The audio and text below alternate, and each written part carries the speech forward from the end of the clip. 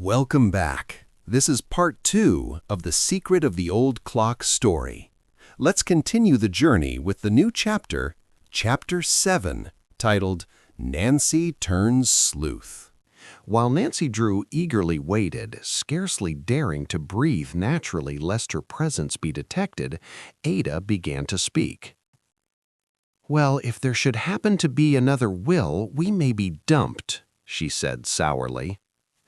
"I don't believe Josiah Crowley ever made such a will," Isabel replied, in so low a tone that Nancy scarcely caught the words. "Evidently Nancy Drew does, or she wouldn't be taking such an interest in those Horner girls," Ada returned.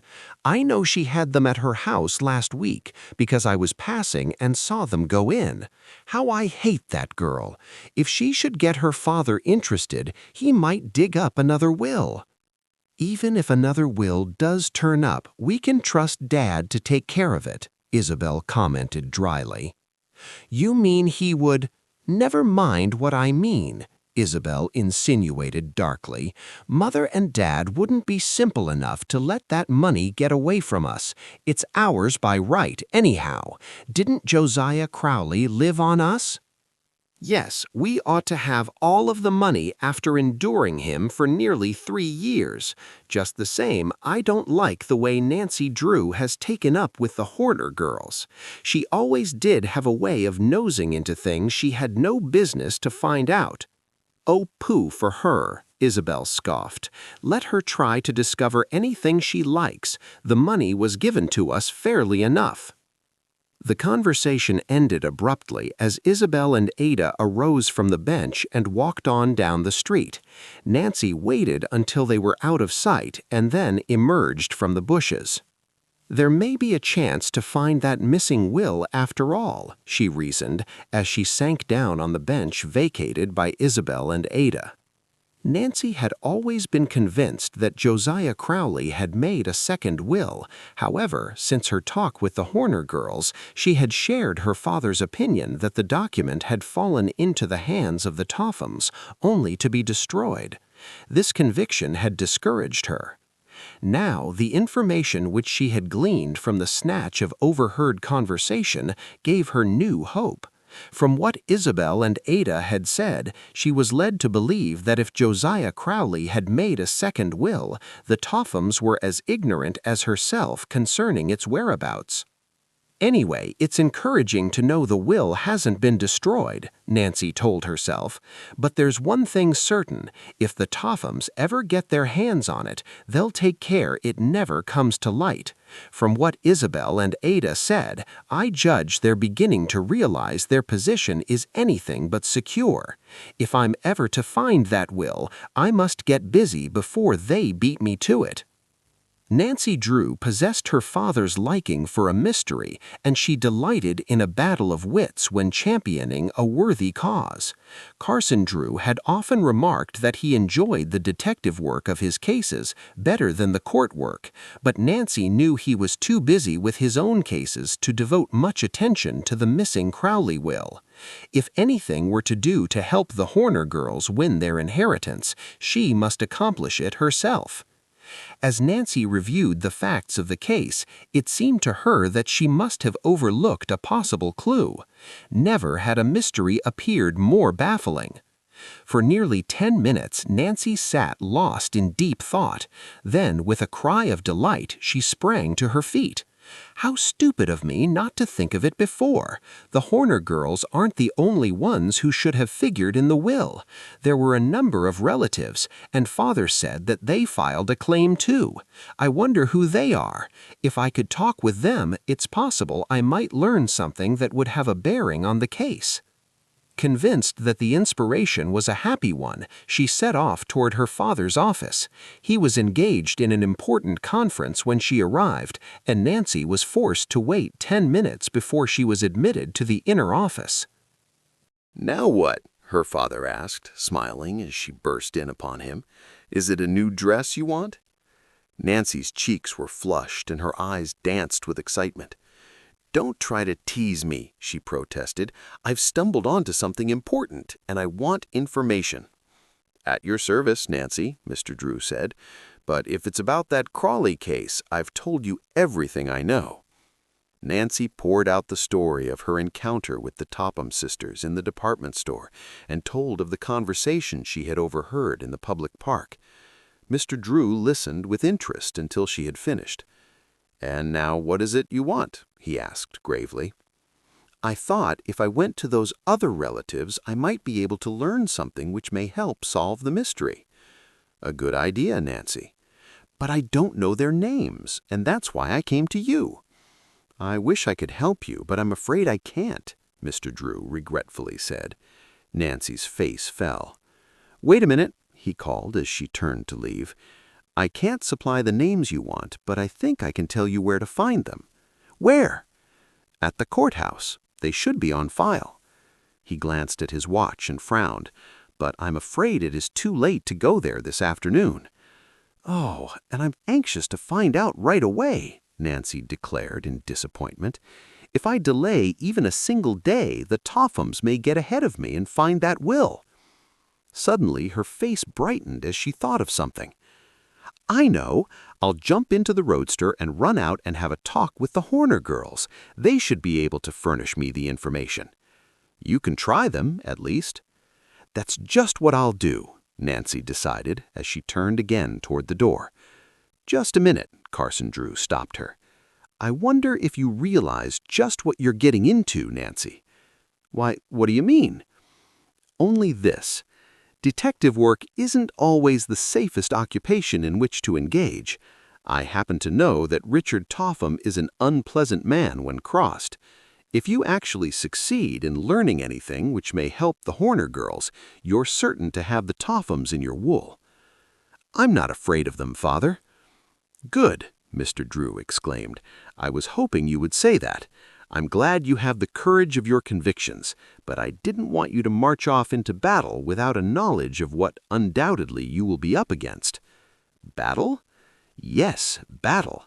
Rest assured the Tophams won't give up the fortune without a bitter struggle. However, if they attempt to make serious trouble, I promise to deal with them myself. I only wish I had the time to help you find the will. And if I find it, I'll take the matter into court." "Oh, thank you! There's no one like you in all the world." Nancy moved toward the door. "I may not get back until rather late," she threw back over her shoulder. "I have a feeling I may discover a real clue today, and if I do, I'm going to trail it down." With characteristic impetuosity, she darted from the room, permitting the office door to bang behind her. This marks the end of Chapter 7. We now move into the next chapter of story, Chapter 8, titled A Discouraging Day. After leaving her father's office, Nancy Drew went directly home. Quickly backing her roadster from the garage, she set off down the river road in the direction of the old farmhouse where the Horner girls lived. Before leaving the main highway, Nancy glanced anxiously at the sky and was relieved that no clouds were visible. "After my last experience, I don't intend to get caught in another storm," she admonished herself. The recent rain had made the roads rough, and Nancy bumped about in the roadster rather uncomfortably. At last, however, she came within sight of the farmhouse, and as she viewed it from a distance, noticed that it was even older and more run down than she had thought. The house was large and rambling, but apparently it had not been painted in years. Shingles were falling from the roof, and the porches sagged. As Nancy's eyes traveled to the old barn, she wondered how it had managed to survive the recent storm. If Allie and Grace Horner only had money, they could make the place attractive, she thought, as she drove through the open gate. Squawking chickens fled before her as she stopped the roadster in the barnyard and switched off the engine. Springing lightly from the car, she ran up the walk toward the house. She paused at the kitchen door and rapped. Receiving no response, she went around to the front of the house and knocked on another door. There was no answer. Nor did a tour of the yard reveal either of the Horner girls. Disappointment took possession of Nancy. She had driven nearly 15 miles only to find no one at home. I'm defeated at every turn, she thought disconsolately as she slowly walked back to the roadster. It's certainly discouraging. "Hello there," a voice called. "Were you looking for us?" The shouted greeting reached Nancy as she prepared to step into the roadster. One foot on the running board, she turned her head and saw the Horner girls hurrying toward her from the direction of the barn. Allie did not wait for her sister to open the barnyard gate, but swinging easily over it, ran to meet Nancy. "We saw you just as you were leaving the house," she cried enthusiastically. "We wouldn't have missed you for anything." "We were picking berries in the woods," Grace explained as she hurried up, slightly out of breath. Proudly, she displayed a tin pail, which was filled nearly to the brim with raspberries. "But look at our arms," and Allie laughed ruefully as she glanced down at the ugly scratches which had been caused by brambles and sharp thorns. "You must come into the house and have a dish of berries, Nancy," Grace urged hospitably. "They're good with sugar and cream." "If you don't have them too often," Allie added. "I can stop but a minute," Nancy declared as the three entered the house. "I came to talk about the will." "Oh, then you have good news for us?" Allie asked hopefully. "Are we really going to get some of the money?" "I don't know yet," Nancy was forced to admit. "So far I haven't been able to learn a thing about the missing will." Allie's face fell, but she tried to hide her disappointment. "We need the money so badly," she said with an apologetic smile. "Grace hasn't had a new dress in 3 years. She makes all of our clothing out of old things we happen to have in the house. If our luck doesn't change soon, I'm afraid we'll be mistaken for rag pickers." "We really didn't expect much of Uncle Josiah's money," Grace broke in quickly, lest Nancy misinterpret her sister's remarks. "We weren't related, you know." "Well, you can hardly say the Tophams were, for that matter," Allie declared. "They were third or fourth cousins." "We can get along without the money," Grace said quietly. "We manage very well when I have plenty of work. We're a little discouraged right now because dressmaking has fallen off. It's a slack season. I guess people would rather go to the store and buy a dress ready-made." "I wouldn't," Nancy declared impulsively. "Grace, I'd like to engage you to make me a dress. Will you do it? I'll pay you well." Tears of joy came into Grace's eyes. "Oh, you don't know how grateful I am for the work. I haven't had anything to do for nearly 3 months. I don't mind poverty so much for myself, but for Allie," her voice broke. "I promised Mother I'd look after her." Allie sprang from her chair and rushed to her sister. She flung her arms affectionately about her. "Oh, Grace, I shouldn't have said what I did about needing money. I didn't mean it. Truly, I didn't. But it's the truth. We'll get along, Grace, if only my chicken money came in faster. Why can't a hen lay more than 1 egg a day?" Grace smiled faintly at Allie's feeble attempt at a joke, and to break an awkward silence, Nancy took up the conversation. "I'll bring the dress material with me the next time I come this way." She did not need a new dress, but she realized that there was no other way to help the Horner girls, for they were too proud to accept money. "And now I want to ask you a few more questions about Josiah Crowley," told Nancy. "Do you know whether he ever visited other relatives besides the Tophams?" "Oh, yes," Allie returned promptly. "He was only distantly related to the Tophams, you know. They were third cousins, I believe. He had a number of other relatives whom he frequently visited. Before he went to live with the Tophams, they took turns keeping him," Grace informed her visitor. "Can you tell me the names of these relatives?" "Let me see." Grace lost herself in thought. "There are 2 cousins living in Masonville. Matilda and Edna Turner," Allie prompted her. "They're regular old maids, but awfully nice. They were wonderful to Uncle Josiah when he was alive. And there were 2 nephews," Grace went on. "William and Fred Matthews. They have a farm on this same river road. Everyone thought they would get something." "How far do they live from here?" Nancy inquired. "Oh, not more than 5 miles. You could drive there in a few minutes. It's on the way to Masonville." "Then I'll be able to make the 2 calls on the same trip," Nancy announced as she arose to depart. "I must hurry along now, or it will be too late for me to stop there this afternoon. I'm hoping that by talking with the relatives, I may learn something which will help us to trace the missing will." "I'm afraid there's not much chance we'll ever get anything," Grace said rather morosely. "The Tophams will never let the money slip out of their hands." "If we find the will, they won't be able to keep the money," Nancy declared. "Father will see to it that you girls get your just due." "Oh, Grace, we forgot to tell Nancy about Abigail Rowan," Allie reminded her sister. "She'd be apt to know more about the will than anyone else." "That's right. You really should call on her, Nancy. She took care of Uncle Josiah one time when he was sick, and he thought the world of her. He often declared he intended to leave her something." "Even a few $100 would have meant so much to her," Allie added. "Abigail is old and feeble now. She must be more than 70 years of age, and there's no one to look after her." "Where shall I find her?" Nancy asked quickly. "She lives over on the West Lake Road. It's a good many miles from here. You could make inquiry at some of the farmhouses along the road." "I won't have time to go there today, but I'll surely call upon her as soon as I can. And now I must be going, or it will be too dark long before I get back to River Heights." Nancy said goodbye hastily. The Horner girls accompanied her to the roadster and watched her drive away. As she looked back from the corner, they waved their handkerchiefs. "Plucky girls," Nancy thought. "Until today, I didn't realize how terribly they need help.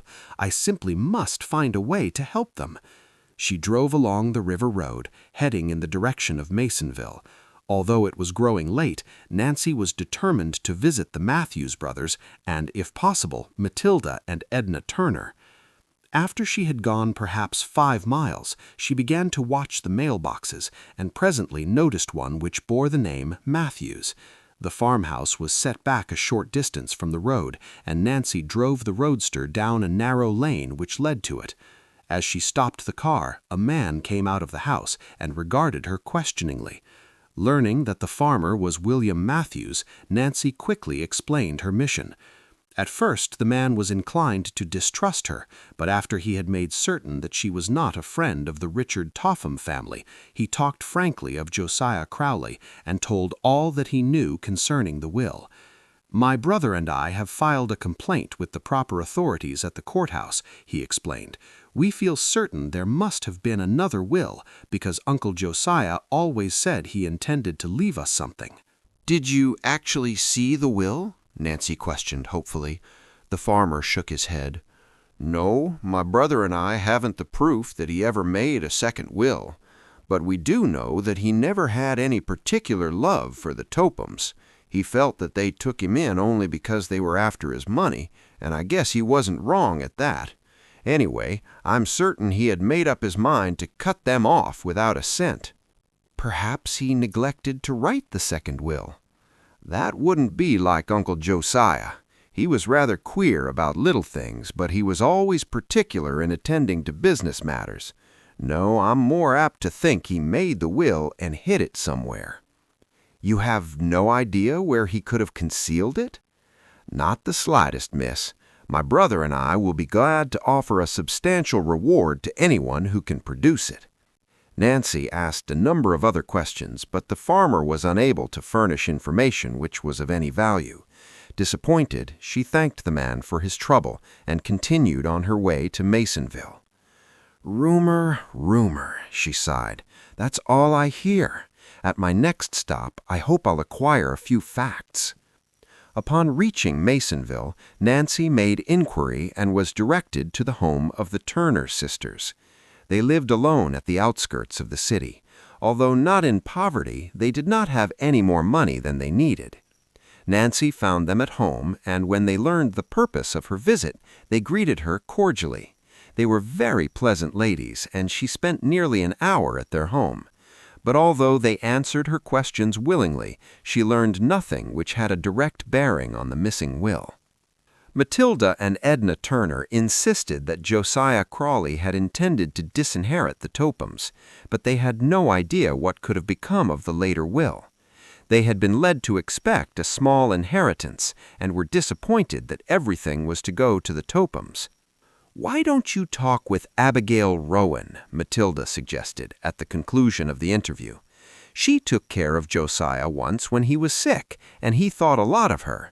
She knew more about his queer ways than any other living person." "I don't believe it would do a particle of good," Edna interposed.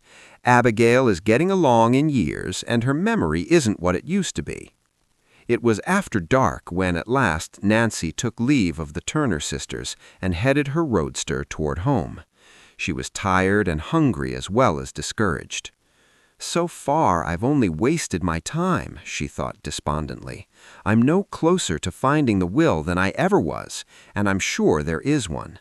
I've often heard Father say that no real mystery is solved with a lot of hard work, and I'm ready to believe it." With the exception of Abigail Rowan, Nancy had called upon all of the Crawley relatives. From what the Turner sisters had told her, she was doubtful that a visit to her cottage would be worthwhile. "Oh well, I suppose I may as well go there tomorrow," Nancy decided after a mental debate.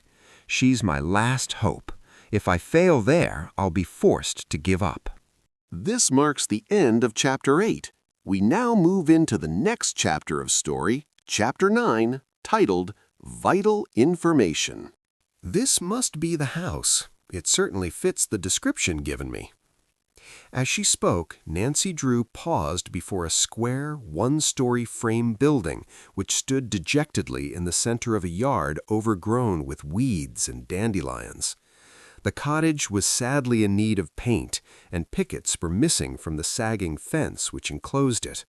A boardwalk which led to the front porch had begun to rot away and offered treacherous footing. "The place looks deserted, but I'm sure Abigail Rowan must live here," Nancy assured herself as she made her way up the walk, gingerly avoiding loose boards which threatened to fly up at her. Early that morning she had left River Heights in her final quest for information concerning the Crowley will.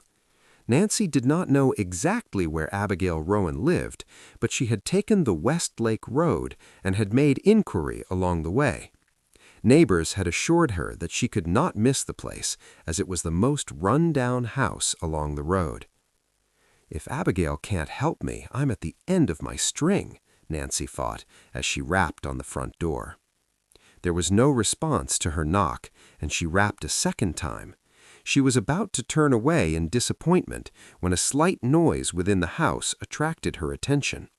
She was certain her rap had been heard. "Who's there?" a muffled voice called. "If you're a peddler, I don't want anything."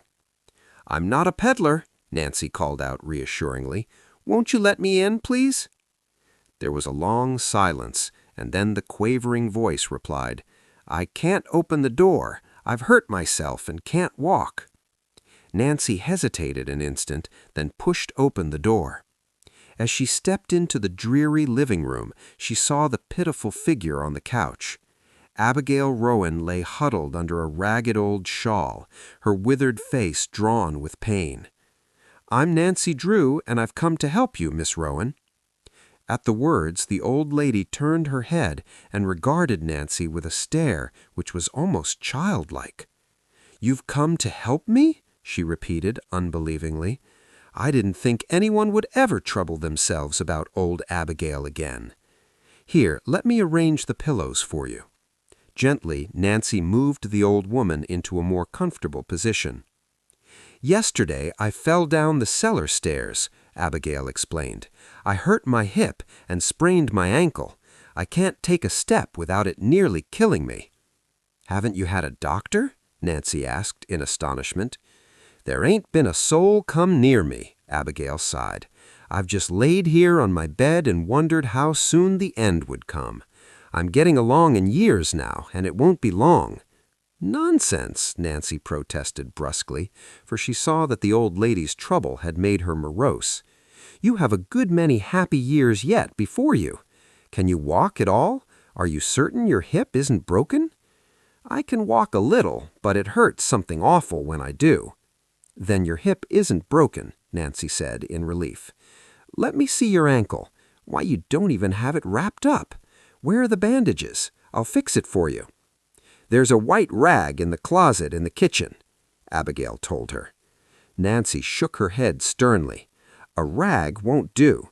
You have a bad sprain, and it must be taken care of properly. You really should have a doctor."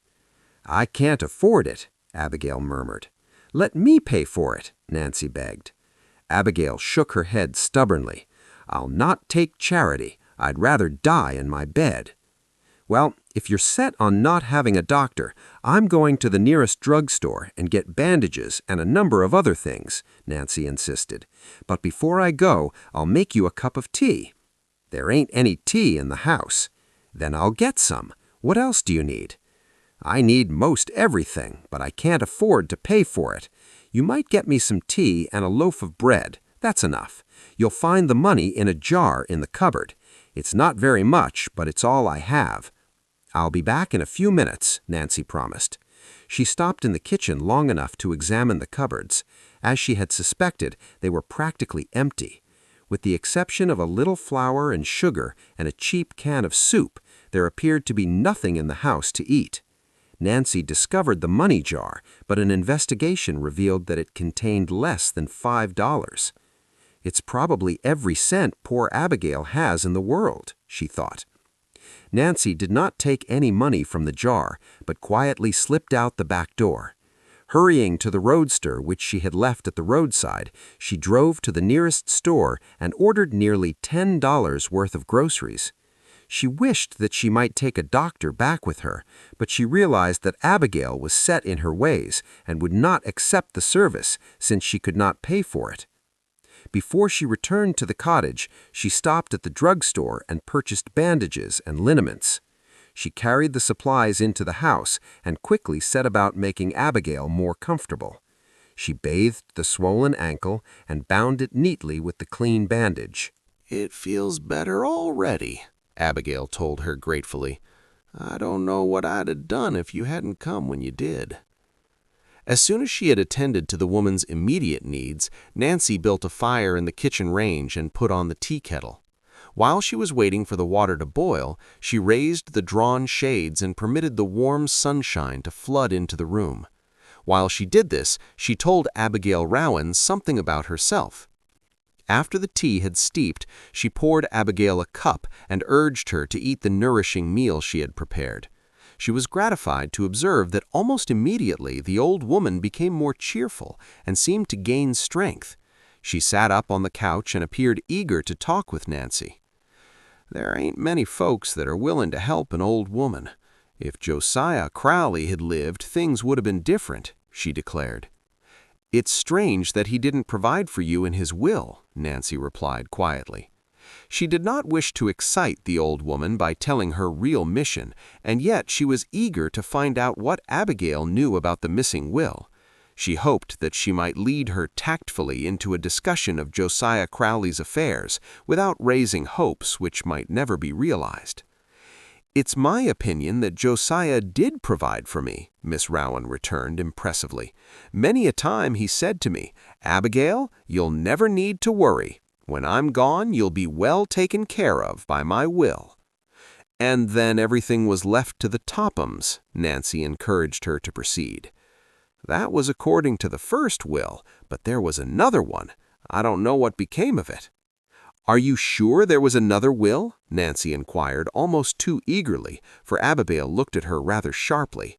"Of course I am. I'm as sure of it as I am that I'm sitting here. Why, I saw that will with my own eyes." "You saw it?" Nancy gasped. The old woman nodded gravely. "Mind, I didn't see what was in the will. One day Josiah came in where I was sitting in my rocking chair, and right off I noticed he had a piece of paper in his hand. 'Abigail,' he said to me, 'I've made my will. I fooled them lawyers and wrote it myself.'" "How long ago was that?" Nancy asked quickly. "Let me see." Abigail frowned thoughtfully.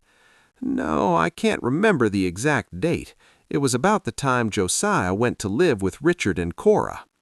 Well, to go on with what I was saying, when Josiah showed me the will, he seemed mighty tickled about it. Mind, he didn't show me what was inside, but he hinted that he'd done well by me. 'But Josiah,' I said to him, 'are you sure it's legal to write it yourself?' 'Of course it is,' he said to me. 'A lawyer told me it was all right just so long as I had it witnessed.' "Do you know who witnessed the will?" Nancy broke in. "No, I didn't ask him, and he didn't say. He just went out of the room, chuckling in that funny way he had." "Haven't you any idea what became of the will?" Nancy asked hopefully. "I reckon he hid it somewhere. That would be like Josiah. But I remember he did say something about putting it where nobody can get it unless they have legal authority. So I don't know what became of it. For all I know, he may have turned it over to a lawyer." "Are you certain that was all he said?" Nancy inquired gently. She knew that Abigail had grown rather childish and that her memory was failing. "It seems to me he did say something about what he was going to do with that will, but I can't just recollect." Abigail shook her head and sighed. "Many a night I've laid awake trying to think what it was."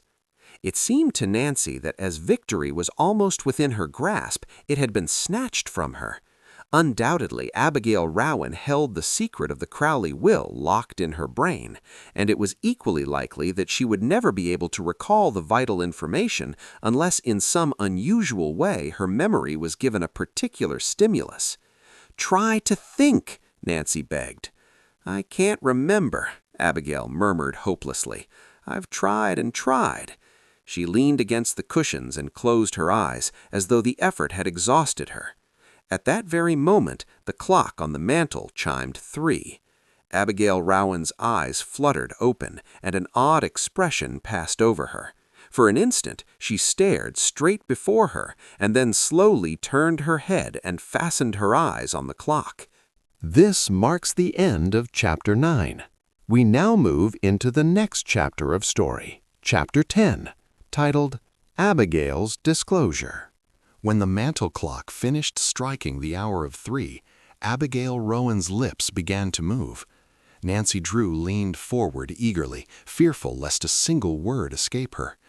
She sensed that the striking of the clock at a psychological moment had started a train of thought coursing through the old woman's mind, and now she believed that an important disclosure was about to be made. "The clock," Abigail whispered so softly that the words were scarcely audible. "That was it, the clock." "Josiah Crowley hid the will in a clock?" Nancy prompted her. "No," Abigail shook her head and sighed again. "That wasn't it. I thought I had it, and then it slipped my mind. I seem to recollect that he said something about a clock, but that wasn't it." Abigail continued to stare at the timepiece, as did Nancy, who was at a loss to understand what connection it could have with the missing will. Suddenly, a low cry came from the old woman. "There! It came to me just like that, after all these years." "Tell me," Nancy commanded quietly, for she feared that the knowledge might slip from the lady before she could disclose it. "A notebook," Abigail brought out triumphantly. "It was something about a notebook."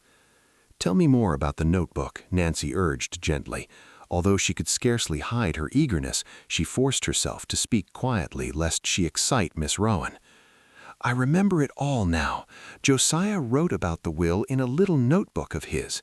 One day he said to me, 'Abigail, after I'm dead, if my will doesn't come to light, you can find out all about it in this little book of mine.'" "What became of the notebook, Miss Rowan?" "I can't seem to recollect. He hid it someplace." Again, Nancy Drew was baffled. Involuntarily, her eyes traveled to the mantel clock. She studied it critically. What connection could the clock have with the missing will, she asked herself. Certainly there must be one, for otherwise its striking would not have caused Abigail to think of the notebook. Nancy had studied psychology in school and was familiar with the power of suggestion and association. Now her keen mind jumped to the conclusion that a clock had something to do with the missing Crowley will. Could it be that the notebook had been hidden in the clock? Impulsively, Nancy got up and went over to the mantel. She took down the clock and looked inside. She saw nothing but a tiny key which evidently was used to wind the timepiece. Disappointed, she returned to her chair. "Where was Josiah Crowley living at the time he told you about the notebook?" she asked the old lady. "He was living in his own house then, but he was just getting ready to go to the Tophams. He'd been visiting around with his various kin and letting his own house stay empty. After the Tophams asked him to live with them, he sold his home." "What became of the household goods?" inquired Nancy. "Oh, the Tophams got most everything." "There must have been a family clock," Nancy mused, half to herself. "A family clock?" Abigail repeated. "Oh, yes, there was a clock." "Can you describe it?" questioned Nancy. "Well, it was just an ordinary mantel clock, tall and with a square face, something like that one over there." The old lady pointed to the timepiece Nancy had just examined. "Only Josiah's was more elaborate. It had a moon or something on top." "What became of the clock?" "I don't know," Abigail responded indifferently. "I suppose the Tophams got it. They took everything else." It was on the tip of Nancy's tongue to tell Abigail that Josiah Crowley might have hidden his will inside the family clock, but she hesitated to excite the old lady. After all, it was only a theory, and it would not be kind to encourage Abigail Rowan to believe there was a likelihood of gaining an inheritance unless it were fact. "I'll wait until I'm sure before I say anything about it to her," Nancy decided. She asked a number of other questions, but it was soon apparent that Abigail had told all that she could recall about the will. Although she spoke of the family clock a number of times, its mention did not seem to interest the old lady. At last, Nancy arose to depart, but before leaving she promised Abigail she would return in a few days to see how she was getting along.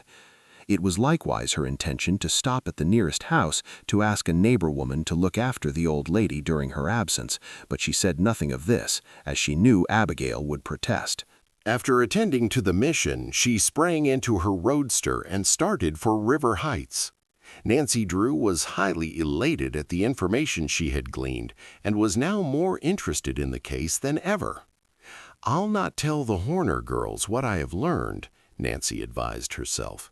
"At least not until I have learned more about the family clock. If nothing comes of my theory, Allie and Grace would only be disappointed. I'll not raise their hopes until I have something important to tell."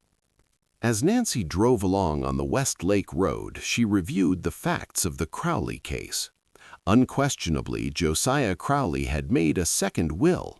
According to Abigail Rowan, he had secreted it in a safe place and had written its location in a little notebook. He had told Abigail where the notebook could be found in case of his death, and with the passing years, the knowledge had slipped away from the old lady. "It's my opinion that Josiah Crowley hid the notebook in the family clock," Nancy reasoned. "Otherwise, why would Abigail have said anything about it?" Nancy was at a loss to know how to proceed.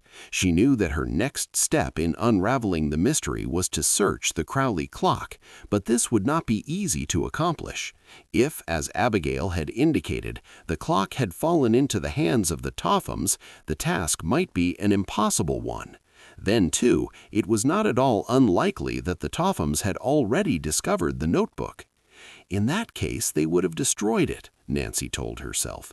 Still, from the conversation I overheard in the park, I feel reasonably certain the notebook has never been found.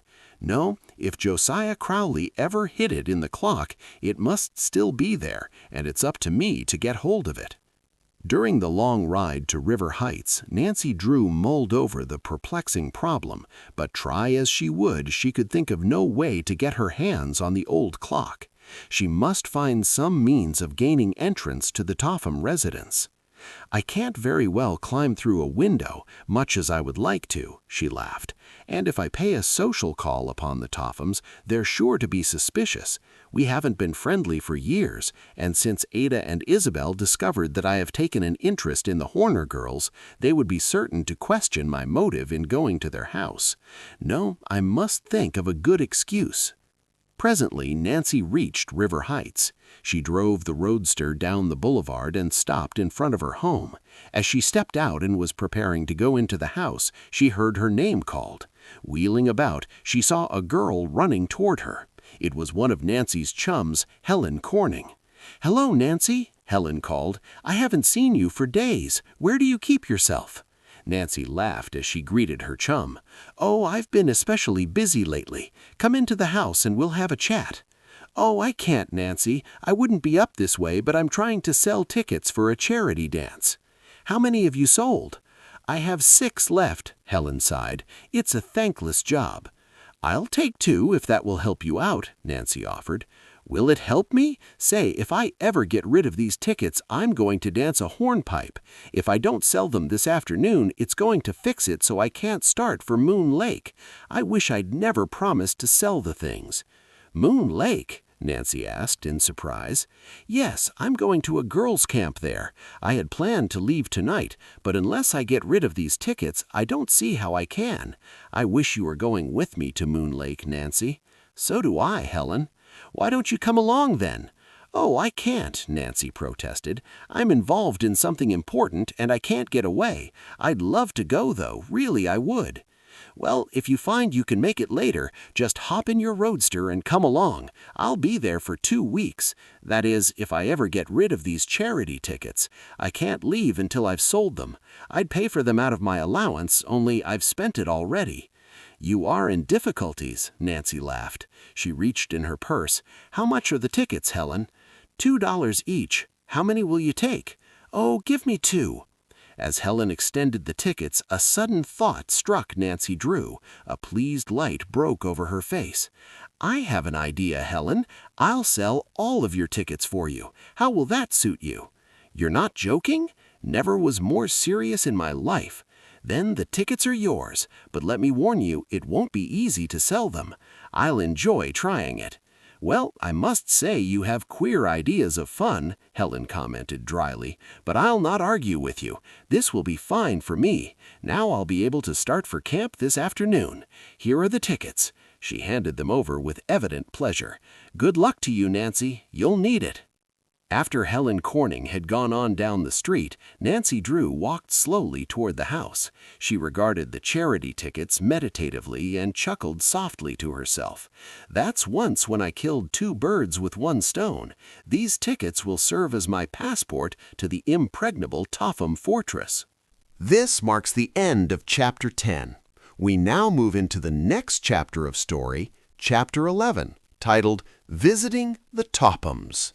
It was nearly 3 o'clock of the following afternoon when Nancy Drew paused in front of the Topham residence on Highland Boulevard. She surveyed the structure with distaste. The house was a large, pretentious affair of nondescript type. It was set back from the street and seemed to look down rather aloofly upon the surrounding homes. Even a casual glance at the lawn revealed that it had been landscaped with a vengeance. In an effort to do it in proper style, Mrs. Topham had crowded the yard with sundials, benches, birdhouses, and statues. Such lack of taste, Nancy thought, as she walked up the path to the house. She lifted the knocker on the front door. Nancy Drew realized that the interview was apt to be an unpleasant one, and she braced herself for the ordeal. "I must be diplomatic," she advised herself, "or I'll not learn a thing about that clock. If they suspect what I am about, they may bounce me out on my ear." At that moment, a uniformed butler opened the door and condescendingly waited for Nancy to state her mission. "Tell Mrs. Topham that Miss Drew is calling," she directed. "I am selling tickets for the charity dance. It's one of the most important social functions of the year. I am sure Mrs. Topham will wish to attend." Nancy was forced to wait until the butler returned with permission for her to enter.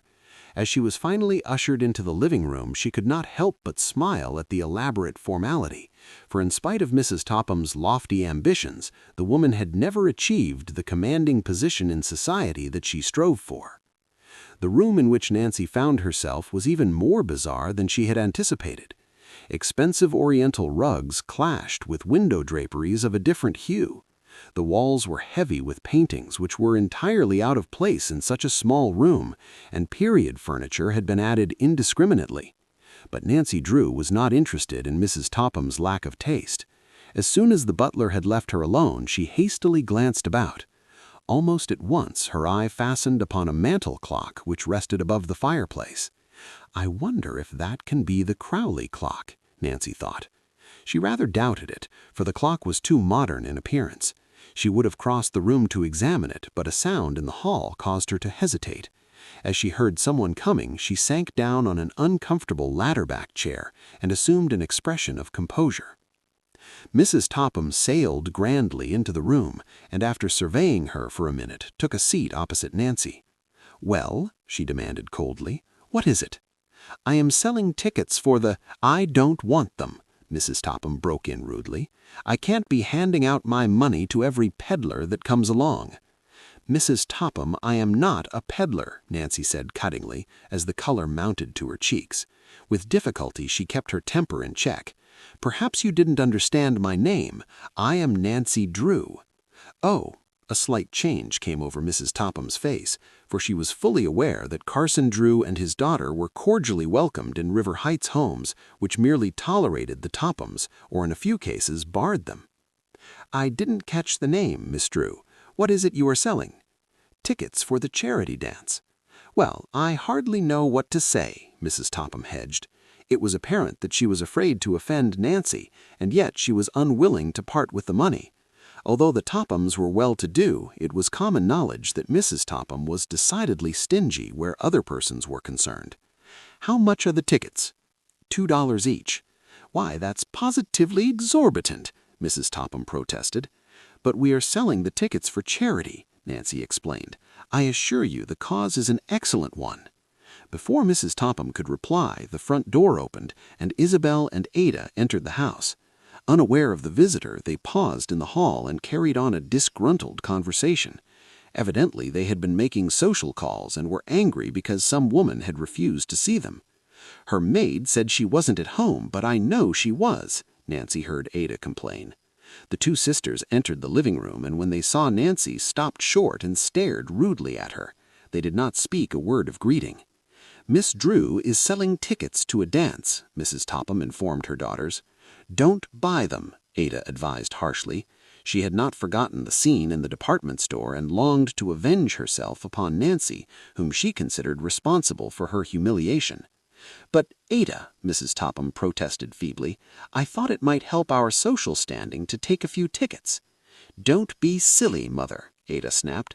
"You'll only waste your money. We don't want to go anyway." "All right, I won't buy the tickets. Good afternoon, Miss Drew." Reluctantly, Nancy arose. She was somewhat taken aback at the unceremonious dismissal, for she had not accomplished the real purpose of her visit. As she turned, Nancy saw that Richard Topham blocked the door. He had entered so quietly that his arrival had been unobserved. "Just a minute, Miss Drew. How many tickets have you there?" "4," Nancy gasped in surprise. "I'll take them all." With a grand gesture, Richard Topham opened his pocketbook and carelessly pulled out a $20 bill. "Keep the change," he ordered with assumed indifference. "Give it to the charity." "Richard," her wife gazed at him with disapproval, "have you lost your mind? A $20 bill," she whispered. "It's you who can't see beyond your nose," Mr. Topham retorted, but in a low voice. "You're always trying to get into society, and then you pass up a real opportunity. This donation will get our names in the paper." He slumped into the nearest chair and, opening the afternoon paper, buried himself in the stock page. Mrs. Topham knew that the matter was closed, for she scarcely dared speak to her husband when he was absorbed in the market reports. Nancy, too, realized she had no excuse for prolonging her stay. "I really must be going," she said quickly. "What time is it anyway?" "There's a clock in front of you," Isabel told her pointedly. "Why, so there is," Nancy returned pleasantly. She glanced at the timepiece as though she had never seen it before. "Oh, surely that can't be the old Crowley clock. I'm so interested in heirlooms." "It should say not. This is a far more expensive clock than the one Josiah Crowley left us," Mrs. Topham informed her caller condescendingly. "Indeed, but I suppose you still have the family clock stored away in your attic. It's so hard to part with heirlooms." Cleverly, Nancy led Mrs. Topham to further disclosures. "It wasn't hard to part with that old-fashioned thing," Mrs. Topham returned. "We didn't want it cluttering up the attic," Isabel added. "Crowley left so much old junk." "We considered the clock entirely out of place in our modern home," Mrs. Topham continued, "so we sent it up to our bungalow on Moon Lake." Unwittingly, Mrs. Topham had given Nancy the information she sought. The purpose of her visit accomplished, Nancy politely thanked Mrs. Topham for the purchase of the charity tickets and quickly took her leave. As she walked down the path to the street, she chuckled softly to herself. The Tophams may be old schemers, but this time they weren't so clever. Unless I am mistaken, those tickets will prove the most expensive ones they ever bought. Before they get through, it may cost them the Crowley fortune. This marks the end of Chapter 11. We now move into the next chapter of story, Chapter 12, titled Following a Clue. Although highly elated at what she had learned from the Tophams, Nancy Drew was at a loss to know how to proceed. Undoubtedly, the old Crowley clock was set up in the bungalow at Moon Lake, but to get there was another matter. Nancy was determined to profit by the information, but was confronted with a number of serious problems. Moon Lake was located among the hills 40 miles away, and the roads were not of the best. Nancy did not know the exact location of the Topham cottage. Then, too, she needed an excuse for making the long trip. If the Tophams learn I have gone to Moon Lake, they may become suspicious, she counseled herself. I must think of some excuse to broadcast as a smokescreen. But try as she would, Nancy could think of nothing. She took a certain amount of pride in her detective work, and now that she felt she had struck a valuable clue, she did not wish to ask advice from her father. She preferred to solve the mystery herself and then surprise him with the solution. At dinner that night, Nancy was unusually silent, and Carson Drew commented on her preoccupation. "It seems to me you have been looking troubled lately," he observed. "Do you feel well?" "Never felt better in my life," Nancy laughed. "Just the same, I believe you need a vacation. I realize that it isn't easy for a girl your age to look after a big house like this. After a time, the responsibility gets to be wearing." "How stupid of me!" Nancy exclaimed. In her excitement, she permitted a fork to fall from her hand and clatter against the plate. Carson Drew, who did not comprehend what was passing through his daughter's mind, looked at her in surprise. "Stupid?" he inquired. "Oh, I mean, it was strange I didn't think of Helen Corning before this," Nancy said hastily. "Helen is going to a girls' camp on Moon Lake. I'm dying to go to Moon Lake. May I start the first thing in the morning? I know I can get in. They have room for half a dozen more girls," Helen said. "I think it would be an excellent idea, Nancy. A nice rest will do wonders for you. Go, by all means." Nancy Drew was delighted that she had stumbled upon an excuse which would make it appear natural for her to go to Moon Lake. Early the next morning, after packing a suitcase, she started off in the roadster. As it was not out of her way to go by the river road, she decided to stop at the Horners and give Grace the dress goods she had promised her. As she drove in at the gate, one glance told Nancy that something was wrong. She saw a number of dead chickens in the barnyard, and as the Horner girls came toward her from the direction of the henhouse, it was evident that Allie had been crying. "Why, what is the matter?" Nancy asked quickly. "Oh, it's my chickens, Nancy. They're all dying. I can't understand it. This morning when I went to feed them, I found 10 dead. I'm so discouraged." "And yesterday a fox took 2, Grace added. "I guess fate is against us." "I'm afraid I'll lose all of my chickens before I get through," Allie declared unhappily. "I don't know what is killing them. They seem to have a strange disease." "Allie is all broken up," Grace said quietly. "She's worked so hard with her chickens. Most of them are pets. And then we need the money so badly. Now that dressmaking has fallen off, the chicken money is our only means of support." "Please, won't you let me help?" Nancy begged, reaching for her pocketbook. "Accept a little loan to tide you over?" Grace shook her head firmly. "Thank you for your kindness, Nancy, but we can't take your money. We'll manage somehow." "If only Uncle Josiah had provided for us," Allie sighed. "You haven't learned anything more about the second will, Nancy?" "I haven't had anything definite to report," Nancy replied, evading the question. She did not wish to raise false hope, and she thought it best not to tell of her discovery. "But I'm still hoping we'll be able to trace the will." "I doubt it," Grace commented pessimistically. "I'm on my way to Moon Lake now," Nancy told the girls. "I stopped here to deliver the dress goods. Here's the pattern, and I'm easy to fit, so you'll have no trouble." Grace's face brightened as she accepted the bundle. "Oh, Nancy, I can't thank you." "It is I who should thank you," Nancy laughed. "And now let me pay for the dress in advance." Again, Grace stubbornly shook her head. "Not until the work is finished. That isn't good business." Nancy saw that Grace and Allie were too proud to accept help and regretfully abandoned the idea of trying to give them money. "I'll come back in a few days for a fitting," she promised as she prepared to drive away. Nancy's talk with the Horner girls had left her rather depressed, for she realized that in spite of their pride, Allie and Grace would soon be forced to accept charity. Oh, if only she could help them. And poor old Abigail, Nancy thought. If Josiah Crowley had used a grain of sense, things wouldn't be in such a muddle. Nancy soon branched off from the river road and headed south toward Moon Lake. The highway was little traveled, and it was necessary for her to devote all of her attention to driving. The road had not been dragged after a recent rain, and the ruts were deep. Jagged rocks and stones were scattered in the path, and it seemed to Nancy that the hills went straight up and straight down. Presently, she noticed that the roadster had taken a strange notion to turn to the left of the road in spite of her efforts to keep it in the middle. Not without foreboding of trouble, she stopped the car and got out to make a tour of inspection. As she had suspected, a rear tire was flat. "A puncture," Nancy murmured in disgust. "If that isn't just my luck. Oh well, I suppose I must fix it myself, because there won't be another car along for an hour on this road." It was not the first time Nancy Drew had changed a tire, but she never relished the task. Rummaging under the seat, she pulled out the tools and quickly jacked up the rear axle. She loosened the lugs which held the tire in place and tugged at it. Again and again she pulled, but the huge balloon tire could not be budged. Then, as she gave one mighty tug, it came off, and Nancy Drew fell backwards into a sitting posture in the road. "Well, it's off anyway," she told herself with satisfaction as she brushed the dirt from her clothing. It required but a few minutes to put on the spare tire and fasten the old one to the rear of the car.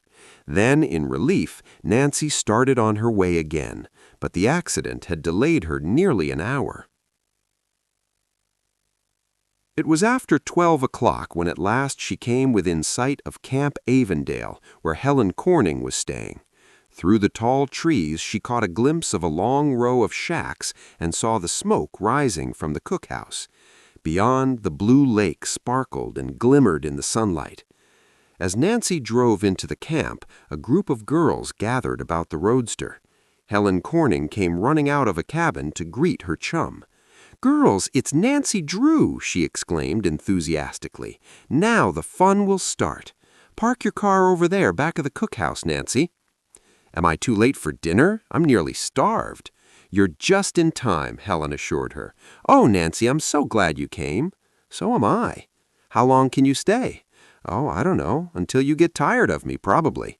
"Then you'll stay for the rest of the summer," Helen laughed. Nancy was escorted to the main building of the camp, where she met the lady in charge and registered. "She's to stay with me," said Helen, and so it was arranged. When the girls walked off, Nancy told Helen about selling the charity dance tickets and gave her the money paid by Mr. Topham. "He surely was generous," said Helen in surprise. "He did it just to show off," declared Nancy. "I'm positive of it." Nancy scarcely had time to deposit her suitcase under her cot and freshen up a bit from her long ride when dinner was called.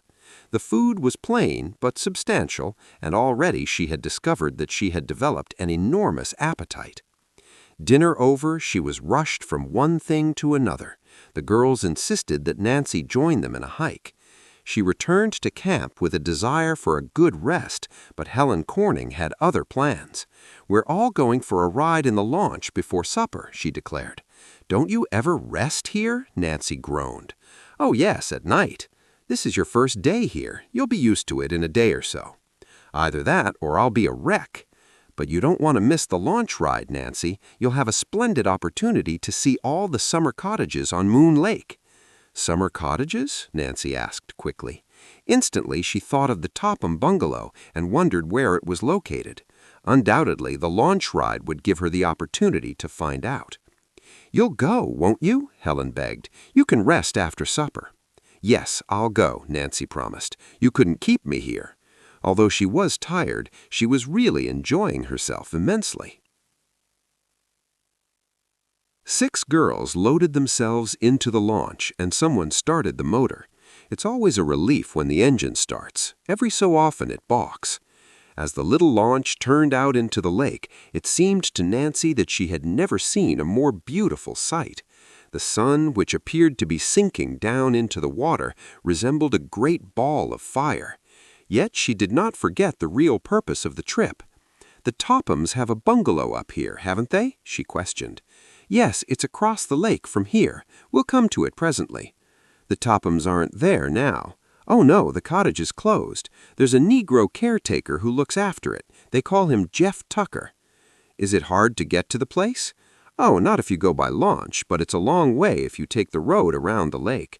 I didn't know you were particularly interested in the Tophams." "Oh, they're no friends of mine," Nancy returned hastily. "I was merely curious." After a time, as the launch chugged along close to the shore, Helen waved her hand toward a bungalow which was set back some distance from the water. "The Tophams own that one," she informed her chum. Eagerly, Nancy turned her head and looked. She told herself that she would remember the location. "We're going to have a wonderful time here together," Helen chatted happily. "Next week there's going to be a big dance, too. Oh, there's so much of interest at Moon Lake, Nancy. You'll stay, won't you?"